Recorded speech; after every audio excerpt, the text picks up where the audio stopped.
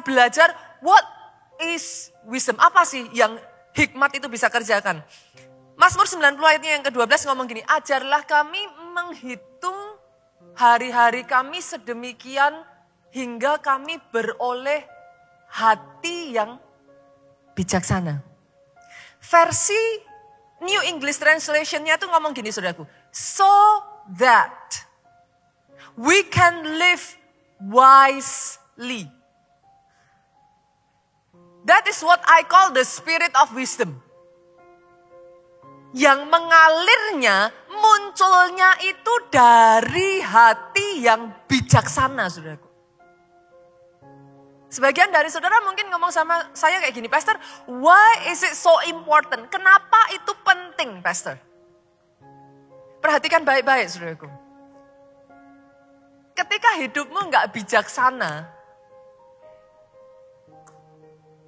apa ya, saudaraku? Hidup itu nggak bisa maksimal, saudara. Hidup nggak bisa maksimal. Bukan potensinya nggak ada loh dalam dirimu. Potensinya definitely is there. Tapi ketika hidupmu nggak bijaksana, nggak bisa maksimal. Artinya sebaliknya, kalau kau hidup bijaksana, you will be the best version of you. Menarik kan?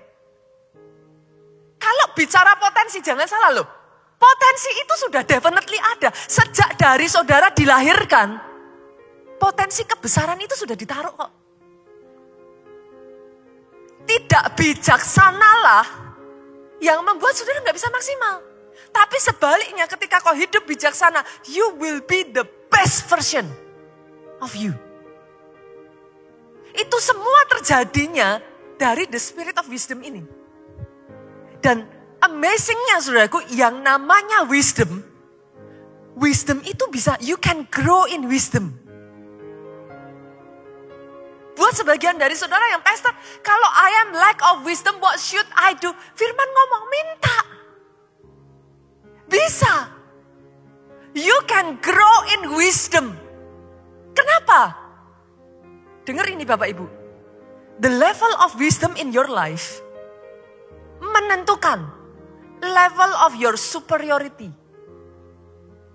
Saya ulang ya. Level hikmat dalam hidupmu itu menentukan level superioritasmu. What do you mean, Pastor? Pernahkah saudara berpikir, ini sederhana sekali sebenarnya. Pernahkah saudara berpikir, kenapa manusia bisa lebih hebat dari gajah? Gajah lebih gede loh. Kan? Manusia nggak ada apa-apanya, saudaraku. Saudara pernah berdiri, misalkan saudara kesul lah, lihat gajah lah. Gajah jauh lebih gede. Pernah berpikir nggak saudara? Kenapa manusia lebih hebat dari singa atau harimau? Jelas-jelas mereka lebih kuat. Coba renungkan perkataan saya ini, saudaraku. Kenapa manusia lebih hebat dari burung? Burung bisa terbang? Jawabannya simpel. Level hikmatnya. Itu yang saudara kenal di dalam Alkitab dengan sebutan akal budi. Level hikmat menentukan level superioritasmu. Ada pepatah bahasa Inggris tuh ngomong gini, saudaraku. Your mind is your gold mine. Saya ulang ya, saudaraku. Pikiran kita adalah tambang emas kita. Wow. Semakin digali, itu hikmat akan bermunculan, saudaraku. Hikmat akan keluar. Saudara kerjakan itu akan membawa saudara semakin besar. Itu sebabnya Alkitab berkata, semakin lama semakin naik, bukan turun.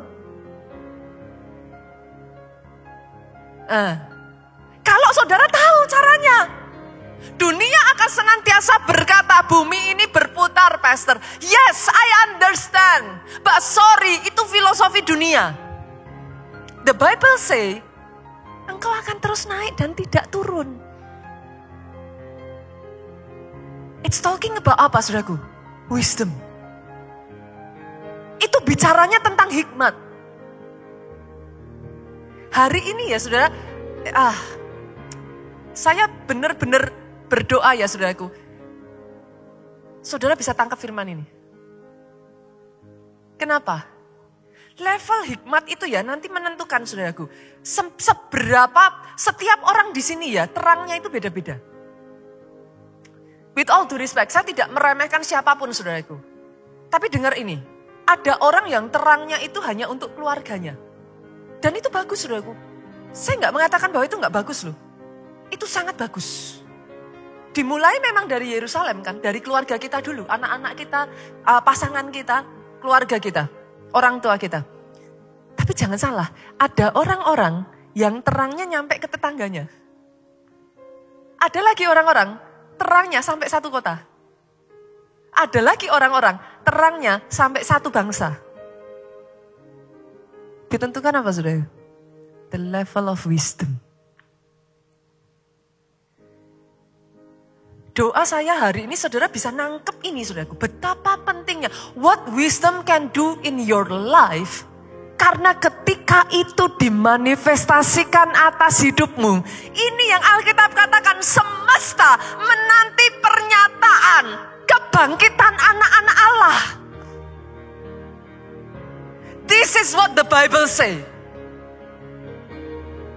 Karena ketika hikmat itu dibangkitkan dalam hidupmu ya, saudaraku, doa saya pribadi lepas pribadi lepas pribadi lepas pribadi di tempat ini. Doa saya, saudaraku, terangmu bukan hanya untuk keluargamu, terangmu sampai ke kota, terangmu sampai ke bangsa, bahkan bangsa. Oh, kalau mau tepuk tangan, pick, come on. Tepuk tangannya boleh yang paling meriah buat Yesus Tuhan kita. Saya ajak saudara kita baca dulu dari Pengkhotbah. Ini ya, saudaraku. Lihat. Banyak orang salah tangkap. Pengkhotbah pasalnya yang keempat, ayatnya yang ke-13 sampai ayatnya yang ke-15. Ayat ini menarik sekali buat saya. Ayat ini ngomong gini. Lebih baik seorang muda miskin. Aneh sekali ayat ini ngomongnya, saudara. Lebih baik seorang muda miskin tetapi berhikmat daripada seorang raja tua tetapi bodoh. Menarik ya, saudara? Interesting. Lebih baik seorang muda miskin tapi berhikmat daripada raja tua kaya tapi bodoh. Berarti maksudnya gimana, Pastor? Dengar ini Bapak Ibu. Yang nomor satu, itu bukan kekayaan.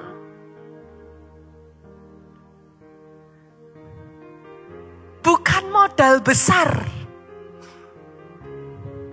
Kecuali saudara nggak percaya apa yang dikatakan firman, I cannot say anything gitu, saudara. Tapi jelas-jelas firman ini ngomong. Lebih baik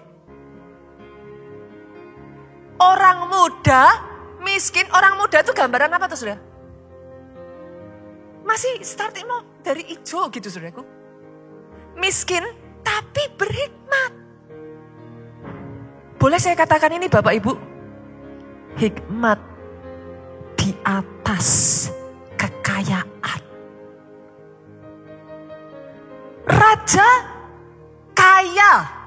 Saya tanya, saudaraku. Jelas-jelas dikatakan di sini, raja tua kaya. Itu mengimplikasikan apa, saudara? Yang namanya raja, Pak, kira-kira berkuasa enggak? Sangat. Dia raja tua, itu berbicara soal apa? Sudah settle, saudaraku. Raja tua kaya. Saya tanya, jabatannya tinggi enggak? Loh, yang namanya raja itu udah top of the top, Pak. Udah. Kalau bicara soal jabatan mah. Saya tanya lagi saudara, kaya enggak? Jelas-jelas sudah ditulis. Top markotop Pak. Raja tua kaya. Tapi Alkitab ngomong, no. Bukan. Lihat kenapa? Ayatnya yang ke-14 sampai ayatnya yang ke-15 ngomong gini. Karena dari penjara, orang muda itu keluar untuk menjadi raja. Biarpun ia dilahirkan miskin semasa pemerintahan orang yang tua itu. Aku melihat semua orang yang hidup di bawah matahari berjalan bersama dengan orang muda tadi yang akan menjadi pengganti raja itu. Sorry to say ya saudaraku, ini yang ngomong Salomo. Pengkhotbah itu yang ngomong Salomo saudaraku. Ini yang ngomong mungkin yang sampai detik hari ini saudara sebut sebagai orang yang paling berhikmat yang pernah hidup di dunia ini. Amazing ya Pak. Sejak dari hari ini, pikiran ini harus diubah Pak. Jangan sampai saudara tetap berpikir, pastor saya gak punya modal. Pastor, saya kalah dibanding yang lain-lain. Apa yang harus saya lakukan? Dengar ini. Kalau itu keadaanmu hari ini, kejarlah hikmat. Acquire wisdom. Dapatkan hikmat. Kenapa? Top level people adalah top thinker. Saya ulang ya saudaraku. Top level people adalah top thinker. Mereka pemikir. Kapasitasmu, kualitasmu berpikir menentukan levelmu ada di mana. Kalau tadi saya membandingkan manusia dengan binatang ya saudaraku. Mereka kalah karena apa? Besarnya kalah kita manusia, kekuatannya kita kalah. Kenapa mereka kalah? Level hikmatnya. Apakah saudara pikir sesama manusia tidak sama? Sama. Apa yang menentukan? Level hikmatnya. Kualitasmu berpikir, kualitas hikmat dalam kehidupanmu menentukan level superioritasmu. Sama-sama ya, Bapak Ibu di sini nggak usah angkat tangan yang profesional ya. Profesional muda, saudaraku. Satu profesional yang sama, belajarnya sedikit, berpikirnya sedikit, bertindaknya sedikit, hasilnya juga sedikit kok. Tapi profesional yang sama, dia belajarnya banyak terus. Acquire wisdom. Terus banyak belajar dari orang-orang, dari firman Tuhan, dari buku. Zaman sekarang tuh gak ada alasan saudaraku. Pastor lah tapi saya gak bisa ketemu tuh. YouTube is everywhere saudaraku. Gak ada alasan. Zaman sekarang saudara tinggal buka. Mau terus belajar. Banyak belajarnya, banyak berpikirnya. Satu hikmat yang digali keluar ya saudaraku. Banyak bertindaknya, maksudnya gimana? Kerjakan terus. Konsisten. Terus. Ulet. Ulet itu apa? Sudah bukan ulet ya, bukan ulet. Ulet itu. Gigih. Rajin. Kerjakan terus saudaraku. Sampai titik tertentu, terobosannya beda. Yang mengerti katakan amin. Beda. Startnya boleh sama. Sama-sama profesionalnya boleh sama. Tapi hikmat menentukan superioritas. Ibu rumah tangga, halo. Kalau ada pekerjaan terberat sedunia, saya boleh ngomong ya saudaraku. Tanpa merendahkan siapapun, tanpa mengecilkan apapun yang saudara kerjakan, saya boleh berkata ya saudaraku, menjadi ibu rumah tangga itu justru berat. Ibu rumah tangga yang sejati loh ya. Karena sama-sama ibu rumah tangga itu beda-beda saudaraku. Levelnya beda. Kalau ibu rumah tangga hanya asal, ya sudah nanti anaknya jadinya asal. Tapi sama-sama, halo ibu-ibu di tempat ini dengar. Kalau engkau menjadi ibu rumah tangga, didiklah mereka di dalam nilai-nilai firman Tuhan yang superior. Nanti value-nya yang masuk beda, hikmatnya yang masuk. Dan by the way, hikmat itu bisa diimpartasikan, saudara. Saudara pernah ketemu gak anak-anak yang kayak, kok bisa ya punya pikiran begitu ya? Dari mana? Dari orang tuanya. Pola pikir orang tua, kualitas hikmat orang tua itu bisa diturunkan kepada anak.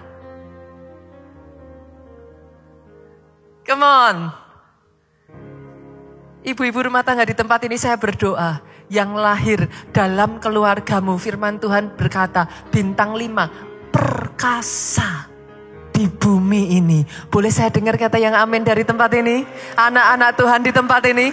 Lahir dari ibu sehingga, ibu yang berhikmat saudaraku, sehingga munculnya apa? Perkasa di bumi. Cara pikirnya beda, cara kerjanya beda, cara geraknya beda. Sama-sama melayani juga sama saudaraku. Sama. Saya berdoa ya, para pelayan Tuhan keluarga Allah superior. Jangan hanya karena ini sebuah pelayanan. Ya sudah pastor, autopilot. Nggak usah mikir, yang penting saya pokoknya disuruh apa, ya saya jalankan. No, don't do that. Dalam pekerjaanmu, dalam keluargamu, nggak boleh autopilot. Nggak boleh, sudah, yang penting pokoknya anak-anak sudah makan. Ibu-ibu, halo, anakmu bukan cuma butuh makanan sehat, 4 sehat 5 sempurna, no. Anakmu butuh wisdom. Dalam pelayanan juga sama. Oh, saya melihat ya saudaraku, tim yang di dalam pelayanannya, terus dia gali wisdom. Gali lagi. Nanti timnya nggak akan gitu-gitu aja. Nanti ada terobosan baru.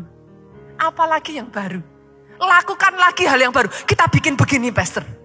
Nanti kita lakukan begini, pastor. Dan minggu demi minggu, saudara datang ibadah pun saudara bisa ngerasain kok. Bisa kerasa nggak saudara? Why do you choose? Kenapa saudara pilih tempat tertentu lebih dari yang lain? Back again. Saudara mungkin gak bisa ngelihat apa yang terjadi di belakangnya ya. But you can feel it. You can sense it. Pastor, nanti yang saudara katakan cuma sesederhana ini. Saya nyaman. Saya seneng kok. Tapi di belakang itu semua ya saudaraku. Hikmat bermain di sana. The quality of thinking bermain di sana. Dan by the way ya saudara, yang saya kenal ya, coba saya tanya Bapak Ibu di sini ya. Semakin orang itu maju, yang saya tahu ya saudaraku, semakin orang itu diberkati, semakin orang itu maju, dia akan berpikir bagaimana supaya lebih maju. Betul? Pernah mendengar kata-kata kayak gini, aduh sekarang setelah ini tuh ternyata setelah didalami malah lebih sibuk. Pernah? Ibu rumah tangga, kalau saudara benar-benar mengerjakan bagian saudara, lebih sibuk lagi saudara. Bukan lebih santai, lebih sibuk. Kenapa? Nanti saudara bisa menciptakan di rumah, anak saudara itu benar-benar punya kayak challenging. Mainnya, pikirannya itu ditantang terus saudara. Anak-anak itu dilatih untuk benar-benar punya sejak dari mereka kecil. Doa saya sejak dari hari ini ya, saudara bisa melihat betapa pentingnya hikmat, apa yang bisa hikmat kerjakan dalam kehidupan saudara. Barang siapa memperoleh hikmat, Alkitab berkata, dia memperoleh hidup.